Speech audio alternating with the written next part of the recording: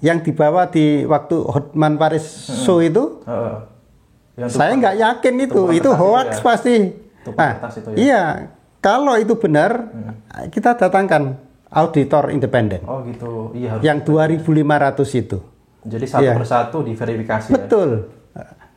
Itu hoax, saya yakin itu hoax. Ayo kita buktikan.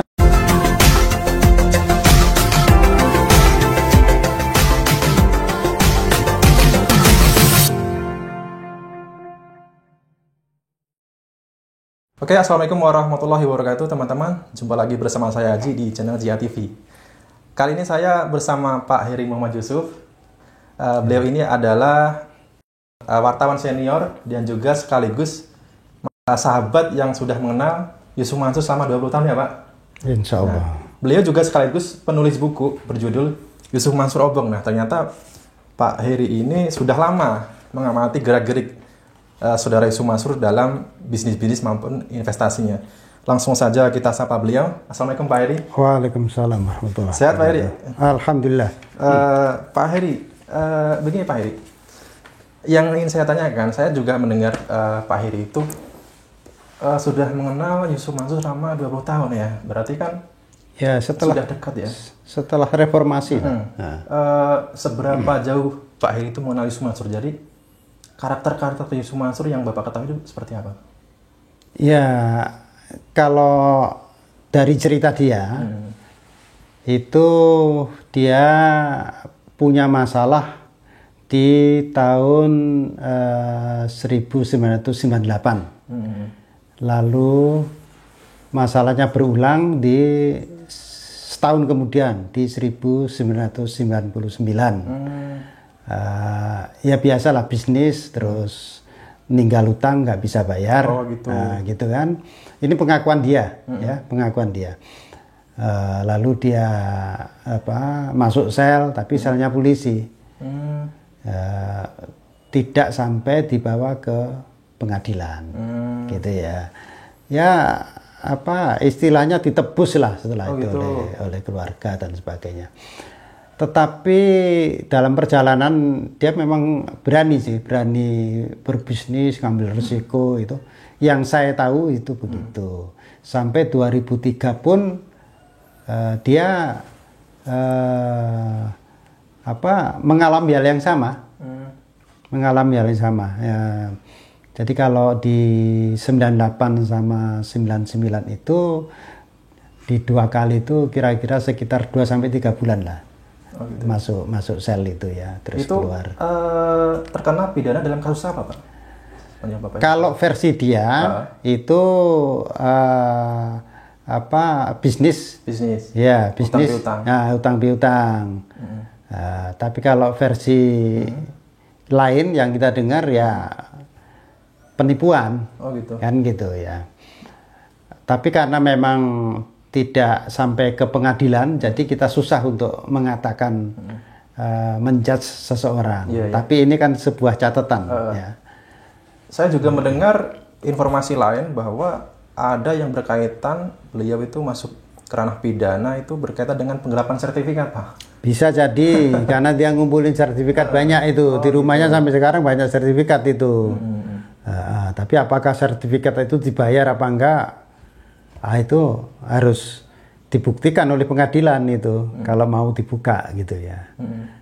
Itulah kasus-kasus dia itu sampai 2003 itu masih kasus berulang. Tapi 2003 itu dia kan sudah keliling Jawa ya, terutama Jawa Timur ya.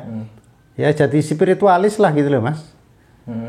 Jadi dia mungkin nongkrong di sebuah hotel bintang 2 ya. Paling banter ya hotel bintang 3. Di situ dia memberi saran-saran pada orang yang datang begini begitu ya. Ada listnya 10 dosa besar misalnya ya. Ya kalau sampai datang situ pasti ada nyantol itu 10 dosa besar itu. Nah itu orang kan kalau kenal list gitu kan takut, akhirnya minta saran ke dia gimana. Jadi kayak konsultasi gitu ya. Konsultan spiritual itu judul kerennya ya.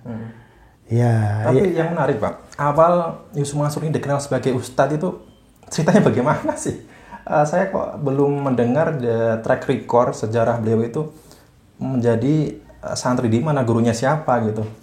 Kalau Yang Bapak tahu itu pendidikan formalnya kan Alia Oh iya. di daerah Grogol sana, Iya, iya. Alia negeri ya. Terus ke UIN gitu, UIN terus lama putus tapi terus nyambung lagi, Oh iya, iya. akhirnya selesai. Oh katanya keluar karena lebih suka balapan motor gitu ya? Nah, ya itu kan Itu dari berita ya? itu kan dari versi dia. Gitu. Versi yang lain lagi. Oh gitu, beda-beda gitu. cerita. Beda-beda cerita. Memang ada wilayah-wilayah gelap lah dari orang ini. Ya. Tapi bahwa dia sejak awal saya mengetahui dia itu pinter ngomong gitu ya, itu sudah ketangkep kalau saya. Ya. Bahwa omongannya perlu diuji itu ya harus diuji. Ternyata ya memang waktu itu ya di tahun 2000-an itu ya 50% meleset lah. Oh gitu. Nggak sesuai dengan omongan gitu. Gitu. Jadi sejak dulu itu beliau itu sudah ada indikasi berbicara dengan retorika yang belum bisa ya diragukan kebenarannya gitu ya, bisa dibilang begitu Pak ya. Ya, kalau gini? narasinya itu lebih pas begini, tidak satunya kata dengan perbuatan. Gitu. Oh iya iya iya. Itu bisa ditafsirkan kan. Nah, tidak adanya satu kata dengan perbuatan. Jadi omongannya beda dengan tindakannya Ya, gitu ya. betul. Nah, kemudian Bapak menulis buku berjudul Yusuf Mansur Obong. Nah, artinya kan Bapak sudah mengetahui ya gerak-gerik penyimpangan beliau itu dalam bidang bisnis, Pak. Itu sejak kapan, Pak? Dan apa motif Bapak menulis buku ini, Pak? Ya, sejak dia disemprit oleh Otoritas Jasa Keuangan di bulan Juni 2013, nah itu saya mulai mengamati secara intensif orang ini ya. Jadi waktu itu kami juga menulis beritanya, dia juga datang ke kantor kami dan dari situ kita amati secara intensif gitu. Dan sudah diingatkan, termasuk saya juga mengingatkan berulang-ulang bahwa ini nggak benar, ini harus begini. Tapi kalau di depan kita itu nggih, tapi kata orang Jawa orang kepanggih gitu loh. Jadi tapi nggak pernah dia lakukan. Sampai pada puncaknya itu sebenarnya 2017. Ketika di bulan Oktober di malam hari di 2017 itu dia mengundang sekitar 20-an wartawan ke sebuah rumah makan di kawasan Pondok Indah, Jakarta Selatan. Terus dia mendeklar waktu itu bahwa di bulan November 2017 dia bersama timnya akan keliling di 8 kota di Indonesia. Itu untuk menjelaskan patungan usaha yang waktu itu sedang rame-ramenya. Patungan usaha itu dimulai 2012, disemprit oleh OJK 2013. Terus dimasukkan Koperasi Merah Putih atau Koperasi Berjamaah Indonesia Berjamaah, lalu produknya berupa Hotel City, ya. Dia bilang waktu itu bahwa saya akan hadir dengan tim, termasuk dengan bawa uang. Kalau ada investor yang mau minta uangnya langsung kita bayar. Dan dia menjanjikan saya untuk diikutkan, gitu loh, disertakan. Nah, pada tanggal-tanggal yang saya tertarik untuk ikut, ya sehari sebelumnya saya sudah kontak dia. Gimana, Ustadz? Besok jam berapa kumpul di mana? Nggak pernah terjawab. Nggak pernah terjawab, Mas.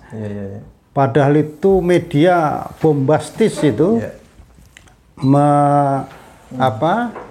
memberitakan itu dan luar biasa itu sambutan orang. Tapi di tanggal dan di tempat yang telah ditentukan itu belum pernah terjadi. Termasuk yang di Surabaya. Di Surabaya banyak saksi, gitu. Jadi itu bisa fiktif. dikatakan ingkar janji ya. Iya, ingkar janji ya. Tapi itu kan juga aneh juga Pak. Misalkan ingin menjelaskan situasi dengan bisnisnya, kemudian ingin membalikkan uang investor, harusnya kan yang masuk kan punya datanya kan Pak? Mestinya, ya kenapa? Ya, jadi selama ini kan selalu dia bilang mana buktinya? Coba kita buat pembuktian terbalik. Mana buktimu? Iya, itu loh. Nah, yang dibawa di waktu Hotman Paris show itu, saya nggak yakin itu hoax pasti. Itu ya. Iya, kalau itu benar, kita datangkan auditor independen. Oh gitu, iya. Yang 2.500 itu. Jadi satu persatu diverifikasi. Betul. Ya? Itu hoax, saya yakin itu hoax. Ayo kita buktikan gitu loh. Kalau omongan saya salah, kita buktikan. Selama ini kan enggak. Yang orang yang teriak-teriak untuk minta kembali itu selalu diminta. Mana buktinya? Kalau nggak ada bukti, nggak diberi. Nah, ada salah satu ibu-ibu yang sudah sepuh Mas sebenarnya, dari Garut gitu ya. Ibu Atika. Nah, itu kan lucu. Dia transfer uang. Gitu kan, 10 juta. Untuk patungan usaha. Dari transfer itu terus dikirimlah yang namanya kayak sertifikat itu sebagai wujud dari kepesertaan beliau terhadap patungan usaha. Ketika beberapa waktu yang lalu dia minta kembali uangnya, yang ditanya bukan sertifikat itu, tapi bukti transfer. Lah itu sudah sekian tahun Mas. Padahal sudah hampir 10 tahun. Waktu dia mau minta itu, ya hilang, bukti transfernya hilang, tapi sertifikat itu ada dan atas nama Bu Atika. Atas nama Bu Atika, dan itu diberikan ketika yang bersangkutan sudah setor kan gitu. Jadi seolah-olah kalau dipersulit itu logikanya dibalak-balik gitu loh, dan tidak masuk akal. Iya, Masya Allah. Padahal kan sampai begitu. Saya kemarin juga sempat telepon Bu Atika kan juga. Ibu percaya investasi ini itu kenapa Bu itu? Ya karena yang nawarin Ustadz, ya Ustadz gitu aja. Rata-rata karena Ustadz inilah kita harus masyarakat ini harus hati-hati nyebut orang kiai, Ustadz itu kalau gini gimana? Karena kata Al-Quran sendiri kan yang namanya ulama itu adalah orang yang takut pada Allah. Betul. Ya kalau pembohong kan nggak takut Pak. Gitu loh. Pembohong nggak takut. Jadi ini nggak bisa. Saya nggak menyebut dia sebagai ustadz. Karena tidak satunya kata dengan perbuatan. Nah. Apalagi bisa dibilang ya perilaku seperti itu adalah perilaku dolim lah Pak ya. Iya, sangat dolim. Sangat dolim. Nah sekarang aja ada yang video terakhir itu ya. Namanya Muhammad Soleh Bakri. Dari Mojokerto, Jawa Timur. Dia bilang uang patungan usaha saya sudah dikembalikan. Jadi dia ikut patungan usaha dan patungan aset totalnya 14 juta. Dikembalikan 16,9 juta. Jadi ada selisih 2.900.000 rupiah. Nah, ini sudah bangga mereka. Si Yusuf Mansur dan timnya itu sudah mau, ini sudah kita kembalikan. Yang 2.900.000 itu apa? Uang kerahiman. Coba kita buka ya. Yang namanya uang kerahiman yang dijanjikan pada saat itu adalah 8% per tahun. Nah, kalau 14 juta setahunnya itu yang 8% itu adalah 1.200.000-an. Gitu. Nah, jadi kalau 10 tahun itu uang kerahimannya aja itu 11 juta sudah 11.200.000. Nah, ini hanya diberi 16,9. Mestinya dia diberi pokoknya 14 juta plus uang kerahiman 8% tadi selama 10 tahun menjadi 25,2. 25.200.000 itu mestinya, tapi yang diberikan 16,9 tadi. Dan itu pun beragam ya Pak ya. Artinya Ada yang hanya diberi 1 juta. pengembalian ini ada yang dilebihan cuma 10%, bahkan ada yang cuma pokoknya saja. Betul, kayak siapa itu apa? Ada Bu Lili itu 12 juta dicicil 2 kali. Padahal udah bolak-balik ya. Sudah bolak-balik, mungkin Boyolali Jakarta habis uangnya untuk itu. Masyarakat itu tidak mengerti ya Pak ya, seolah-olah persoalan itu seperti uang yang belum dikembalikan, padahal kan ini adalah sebuah apa ya? Loh, ini muamalah, ada perjanjiannya, terus dia memberi apa? Janji 8% per tahun dan sebagainya. Mereka itu mungkin nggak merasakan ya Pak. Uang 10 tahun 2012 itu kan ya sangat berharga Pak ya. Betul. Mereka, kan. Dan dia percayakan kepada seorang ustadz yang dia kira itu amanah ya, bisa membantu dia menunjang masa hidupnya di kemudian hari. Ternyata setelah 10 tahun itu pun tanpa kabar gitu loh. Nah Mas, kalau kita konversikan dengan emas, emas di tahun 2012 itu kisaran 500.000 per gram. Sekarang emas sudah 900.000 lebih, ya kan? Kalau kita konversikan kasusnya Pak Soleh dari Mojokerto tadi, yang 14 juta tadi dikonversikan dengan harga emas sekarang, itu dia mestinya mendapat 25 juta juga harusnya. Masalah pengembalian dana itu Pak, makanya saya juga suka menantang itu. Kan ada netizen yang mengatakan bahwa itu uang kan sudah dikembalikan sekian-sekian, 10 juta dikembalikan 10 juta, uang 10 juta dikembalikan 11 juta. Makanya sudah dilebihkan. Gitu. Makanya saya tantang, ya udah pinjamin saya 10 juta, 10 tahun nanti saya kembalikan 20% malah gitu. Nggak ada yang berani jawab. Lah iya. Iya. Masya Allah. Nah, ini aja baru patungan usaha yang banyak permasalahan ya Pak. Belum kasus-kasus lain ya Pak ya. Nah, patungan usaha itu memang ada produknya. Namanya Hotel City.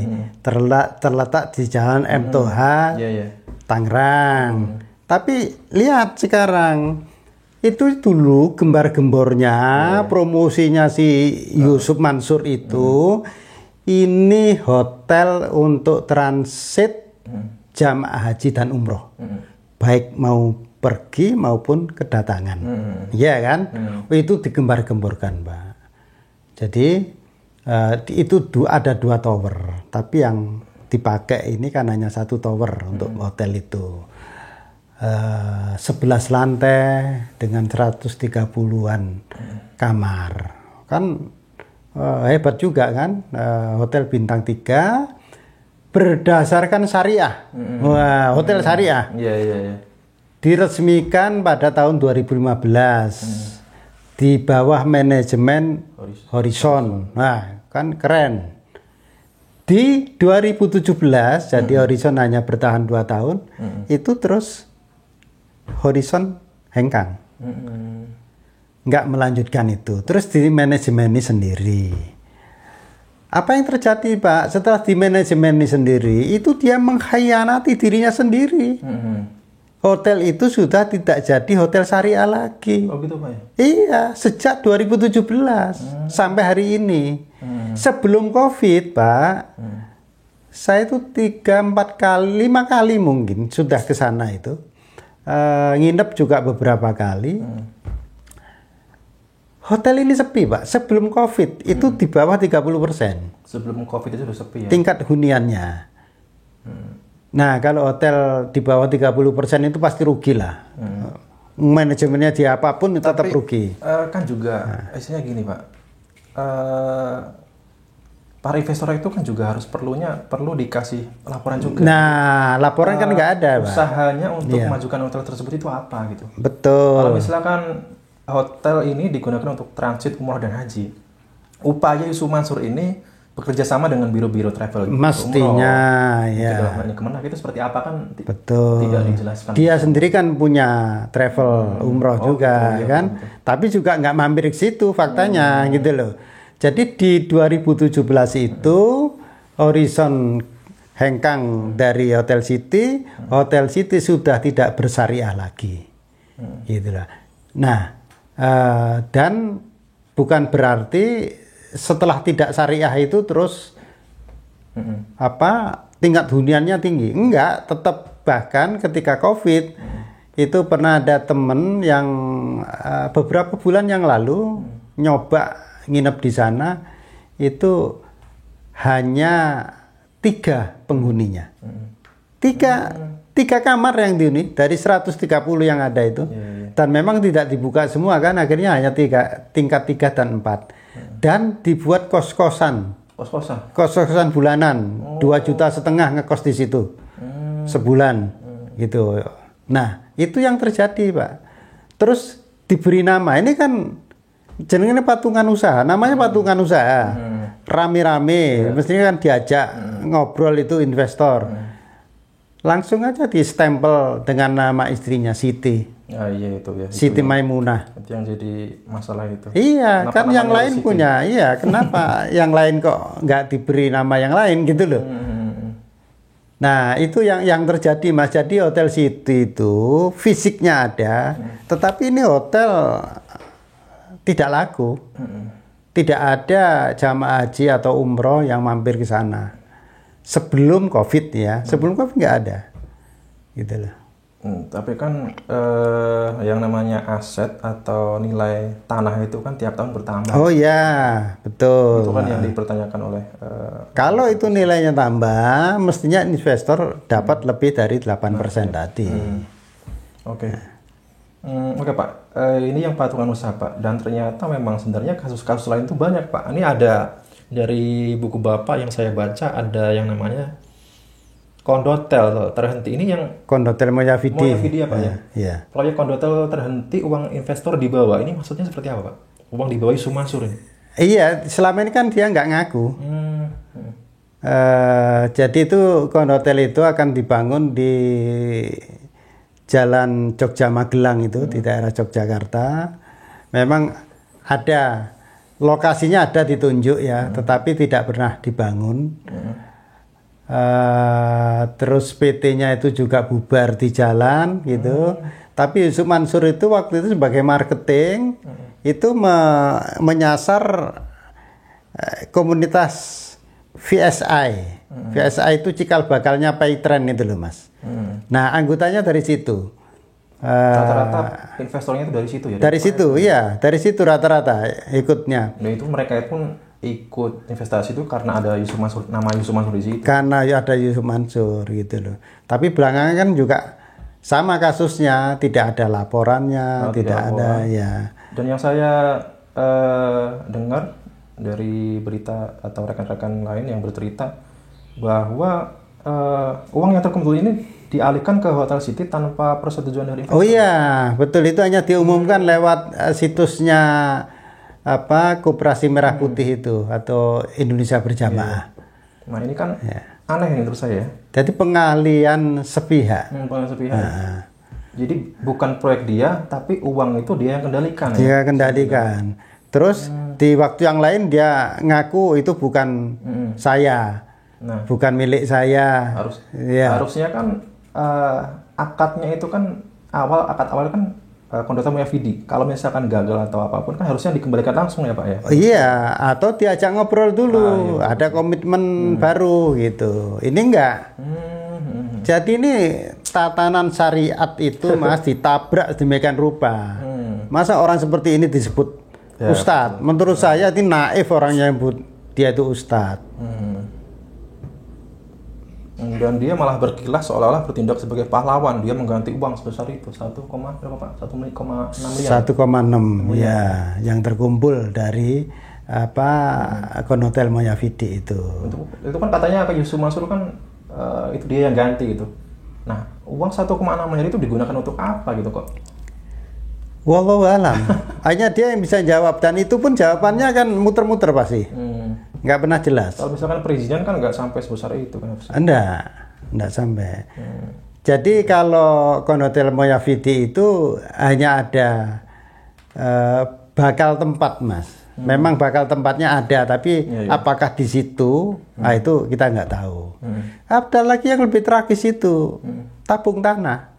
Yang disasar itu para tenaga kerja Indonesia yang ada di Hong Kong. Nah, itu Mas, orang ya memang tabung tanah tidak besar. Satu sertifikat itu kisaran 2.200.000. Tapi satu orang kan bisa ambil 2, bisa 3, bisa 5 kan gitu ya. Nah, ini juga tidak jelas. Ini nabung tanah, tanahnya di mana? Terus untuk apa? Terus kalau mau dibangunnya kapan? Itu 2014 loh Mas, sampai sekarang. Ini sudah 2022. Nggak pernah jelas. Ya itu pun juga sudah saya bahas di video saya Pak. Dan saya gali keterangan dari ibu-ibu BMI yang menjadi investor di investasi itu. Nah, tabung tanah juga aneh juga Pak. Maksudnya kenapa Yusuf Mansur menawarkan investasi ini jauh-jauh ke Hong Kong gitu? Itu paling empuk apa? Yang jelas-jelas mereka itu gini Mas, awam investasi gitu loh. Iya, ya karena awam investasi, terus mereka di luar negeri, kalau uang 2 juta, 3 juta itu kan receh bagi mereka. Pada saat itu, ketika sudah nggak di luar negeri, pulang ke Indonesia, uang 1 juta itu sangat berharga Mas. Gitu. Luar biasa berharganya 1 juta bagi mereka. Ada loh yang pulang ke Indonesia, sudah nggak punya uang sama sekali. Gitu. Ya Pak. Dan mungkin itu juga Pak ya. Yang saya anehkan investasi ini itu targetnya TKW dan juga nilainya kecil-kecil gitu. Otomatis kalau terjadi permasalahan gitu kan tidak adanya laporan gitu. Nah para TKW ini kalaupun menuntut kan mereka juga harus mengeluarkan biaya besar gitu misalkan pengacara dan betul. Mungkin itu sudah dihitung ya. Oke. Kalau 2 juta 200 3 juta gitu kan paling apa nilainya kan kecil Mas. Tapi kecil kalau sudah di Indonesia jadi besar. Waktu itu kecil, sekarang jadi besar. Dan mereka nggak bisa nuntut Mas karena mereka mau kemana? Ke lawyer kita bayar, gitu ya. Jadi harus dimampukan orang-orang ini, harus dibantu. Gitu. Dan mereka pun tidak diberi sebuah sertifikat ataupun surat perjanjian yang mengikat gitu Pak? Nggak ada. Masya Allah ya. Memang benar-benar ini harus menjadi perhatian buat kita semua ya, supaya dia berhati-hati Pak ya. Kemarin juga saya sempat tanyakan ke bos saya itu Pak Sarif itu yang sempat ketemu sama Yusuf Mansur itu. Nah katanya Pak, TKW itu ya, kalau misalkan sudah ikhlas ya nggak usah diundat-undat gitu. Kalau udah ikhlas, ikhlasnya di mana kita bisa melihat ikhlasnya? Loh, Sarif ini ngerti syariat nggak sih? Gitu. Orang ini ngerti syariat nggak? Jadi kalau sedekah itu kalau sudah diberi ya sudah lepas urusan dengan Gusti Allah. Tapi kalau muamalah ini investasi itu ada hitung-hitungannya. Gitu loh, nggak bisa investasi terus moro ikhlas. Ini Sarif ini nggak ngerti masalah, tapi berkomentar. Ini jadinya seperti ini. Oke. Ya Pak. Kebetulan ini mumpung saya bersama Bapak, nanti akan saya ceritakan ya teman-teman semua ya. Alasan saya mengapa saat ini itu saya terus membahas Yusuf Mansur khusus di video saya itu memang ada hubungannya saya, Yusuf Mansur dan Pak Sarif itu akan saya ceritakan nanti bersama Pak Heri. Ada judul yang unik lagi Pak yang saya baca ini, si pelit menyurut sedekah nih Pak. Saya jadi ingat sama Pak Fatur ini, kemarin saya sempat ketemu ini. Nih Pak Fatur ya.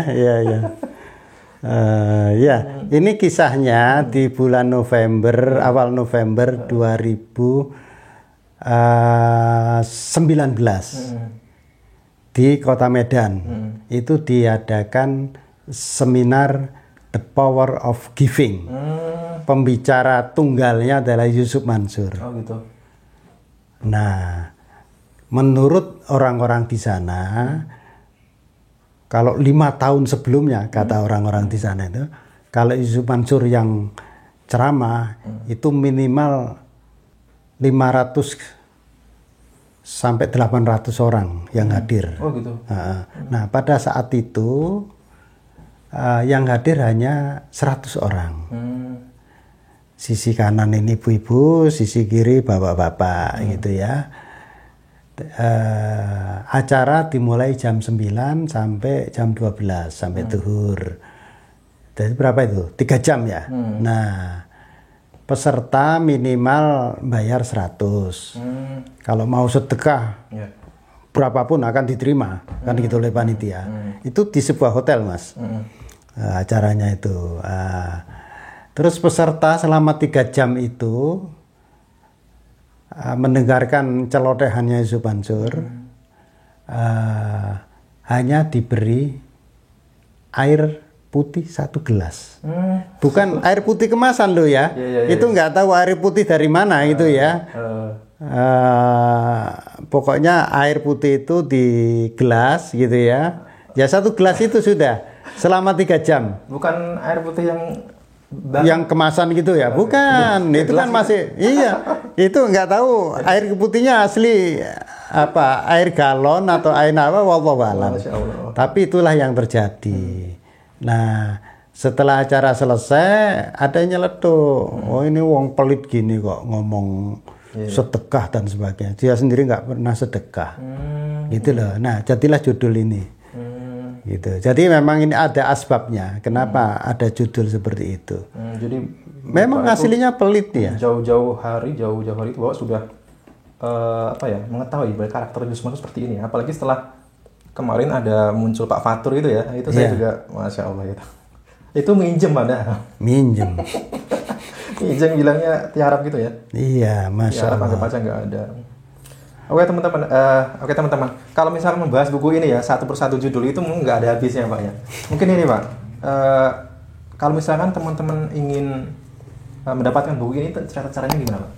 Bisa hubungi sampean aja nanti gitu. ya. Mungkin nanti saya taruh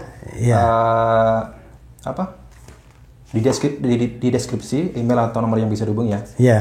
Oke.